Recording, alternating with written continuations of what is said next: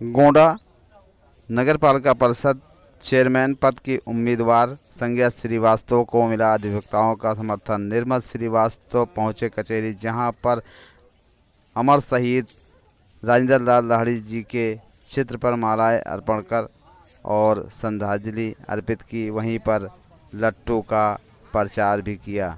लट्टू पर मोहर लगाएं, ऐसा अधिवक्ताओं से कहा। अधिवक्ताओं ने भी जोरदार समर्थन किया और इनके समर्थन में नारे भी लगाए।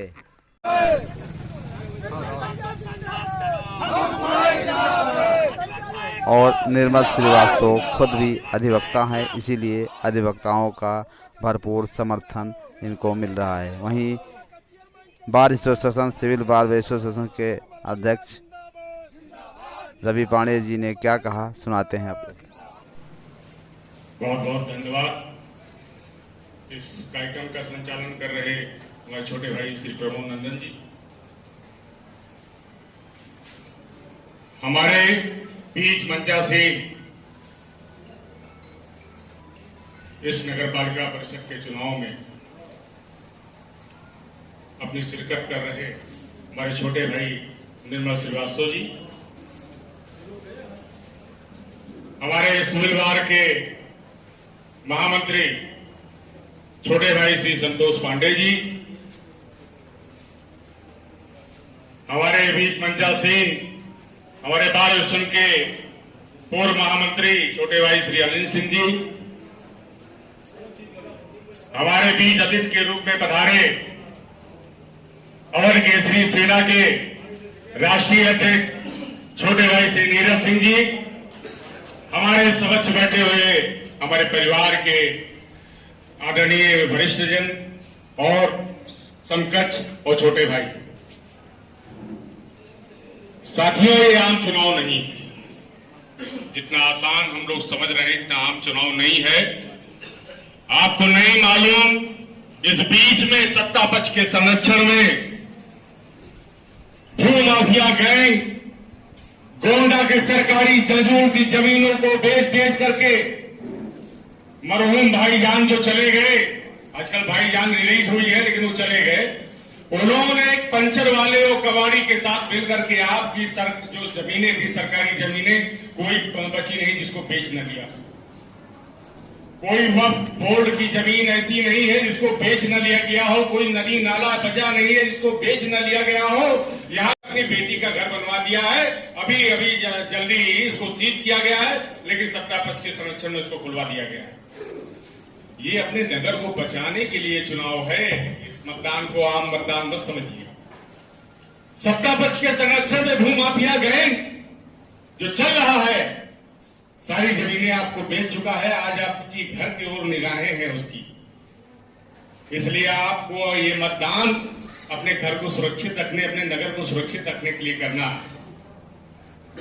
आज तमाम बड़े नेता जो हैं, जो हर पदों पे अपना कब्जा चाहते हैं, उनके यहां बच्चा जब पेट में आता है तो वो भी उनके लिए सीट सुरक्षित हो जाती है। वो अपने नगर के लोगों को, जो आम लोगों के लिए उनको कुछ नहीं, वो चाहते हैं कि हमारे मानसिक गुलाम बने रहें। ये हमारी दास्ता के लिए है, हमारी जय जयकार करने के लिए है। जब उनकी बारी आती है तो उनका हक काट करके अपने कठपुतली को बैठाने का काम करते हैं, जिससे वो चाहते हैं कि वहां का धन जो आपके विकास के लिए आए हुआ धन उनके खाते में चला जाए, उनका यह प्रयास रहता है। और इसी कारण भारतीय जनता पार्टी से पात्र होते हुए उपयुक्त पात्र थे निर्मल श्रीवास्तव। इनकी योग्यता थी, ये पूर्व चेयरमैन रह चुके थे। जानबूझ करके अपने डमी कैंडिडेट को टिकट दिलाया गया और साइकिल पर बैठ के कमी खिलाया जा रहा है। कल मेरे घर के सामने पूजा लगाता है, उससे लोग आए थे सत्ता पक्ष के प्रत्याशी का यह हाल है कि आइए रैली में चलना है, 300 रुपया हम देंगे आपको रैली में चलने के लिए। तो उसने जवाब दे दिया कि इससे ज्यादा तो हम कमा लेंगे, जाइए टाटा बाय बाय। ये हाल है जो प्रत्याशी लड़ रहे हैं, वो क्या लड़ेंगे। आज आपको दलगत भावनाओं से उठकर, जातगत भावनाओं से उठकर वोट देना है अपने नगर को बचाने के लिए। मैं कहना चाहता हूं कि हमारे छोटे भाई अधिवक्ता परिवार से आते हैं, इनको राजनीतिक दबाव में कार्यकाल, इनका जो कार्यकाल था, इनको चुनी थी जनता ने, हम लोगों ने चुना था, इनको काम नहीं करने दिया गया। इनको फर्जी मामले में फंसा करके इनका उत्पीड़न किया गया। आज गोंडा की जनता ने मन बना लिया है, चाहे वो जिस जात का जात रात, सारे मजहब से भेदभाव से उठ करके गोंडा ने जनता ने तय कर लिया है कि हम लट्टू नचाएंगे तो लट्टू नाचेगा। हम आपसे अपील करना चाहते हैं कि सारे दलगत भावनाओं से उठकर, हम योगी मोदी के विरोधी नहीं हैं, ना निर्मल श्रीवास्तव विरोधी हैं। वो वहां कुर्सी में बैठेंगे तब भी योगी मोदी जिंदाबाद करेंगे, सारे लोगों का जिंदाबाद करेंगे, जनता का जिंदाबाद करेंगे। आप लोग इनको दलगत भावनाओं से ऊपर उठकर, मेरी अपील है, निवेदन है, आग्रह है, इनको मौका, मेरी अपील है, निवेदन है, आग्रह है, इनको मौका दीजिए। और छोटे भाई से मैं वादा चाहता हूं कि आपके हाथों में नगर सुरक्षित रहेगा। हमको वचन चाहिए आपसे,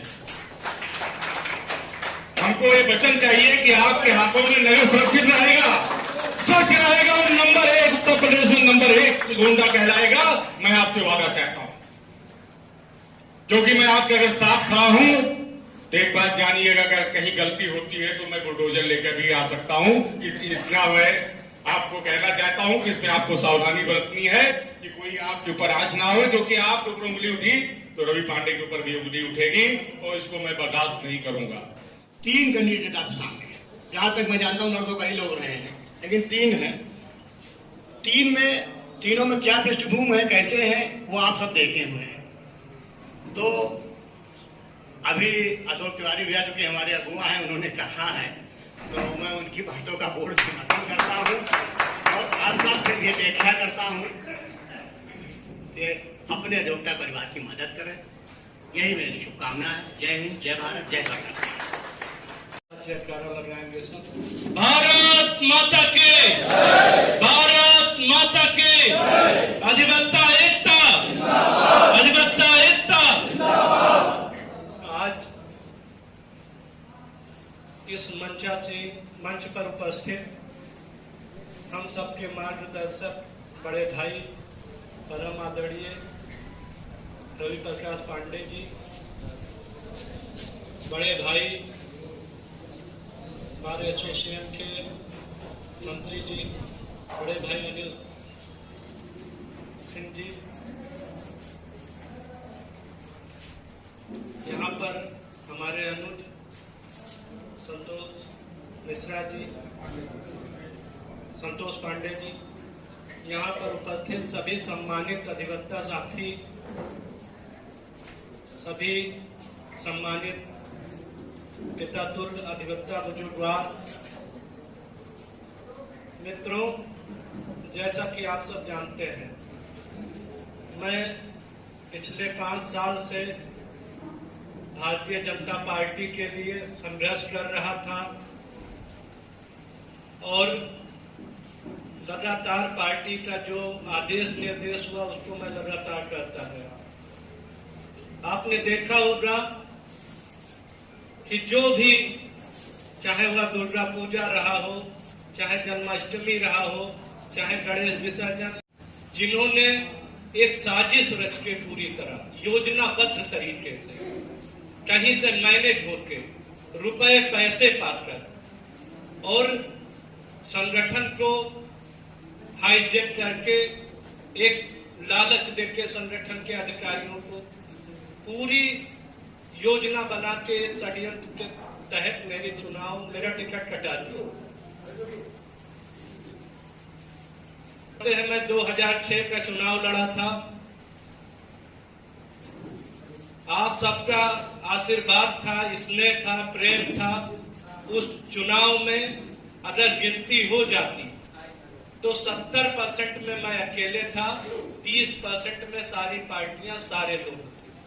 साइलेंट वोट कैचिंग का नाम देखकर जब निरस्त कराया गया, गलती हुई तो मैं बड़े भाई के हैसियत से आज मैं मदद कर रहा हूं, तो कल मैं सजा देने का भी अधिकारी रहूंगा, है ना।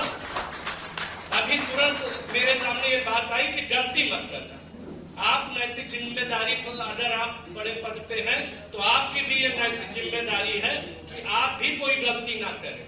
भारतीय जनता पार्टी में जिनको अध्यक्ष बनाया गया या जिनको बड़े पद पे बैठाया गया, उनकी नैतिक जिम्मेदारी है कि जो कैंडिडेट 18,000 वोट पा रहा है जो कैंडिडेट 2006 में 70% गिनती हो जाती तो 25,000 वोट पाता। तो जब 2017 का चुनाव हुआ तो हम 12,000 हमारी माता जी वोट पाई। उसके बाद लगातार 5 साल से संघर्ष कर रहा हूँ, अधिवक्ता हूँ, अधिवक्ताओं के बीच में रहता हूँ। और उसके बाद टिकट की बात आती है तो 13 नंबर पे दुख ये इस टिकट नहीं दिया है। दुख इस बात का है कि जब लिस्ट बनी और पैनल में नाम भेजा गया तो 13वें नंबर पे मेरा नाम भेजा गया। 13वें नंबर सबसे लास्ट में मेरा नाम भेजा गया। पैनल में चेयरमैन कुर्सी से छोड़ के और आपका पैर न छुए। यहाँ किसी को पैसे की जरूरत नहीं है, यहाँ किसी को उससे रोजी रोटी नहीं चलनी है। हर व्यक्ति सम्मान का भूखा है। जो काला कोट पहन लिया वो दूसरों के सम्मान के लिए लड़ता है, अपने सम्मान के लिए क्यों नहीं। लेकिन आप आओगे तो मैं विश्वास दिलाना चाहता हूं, इतने लोगों के बीच में बोल रहा हूं, कोई भी सीनियर यहां से जाएगा, अगर मैं खड़ा होके उसका पैर न छू, उसी दिन आप वकालत खाना में मुझे एंट्री बंद कर देना।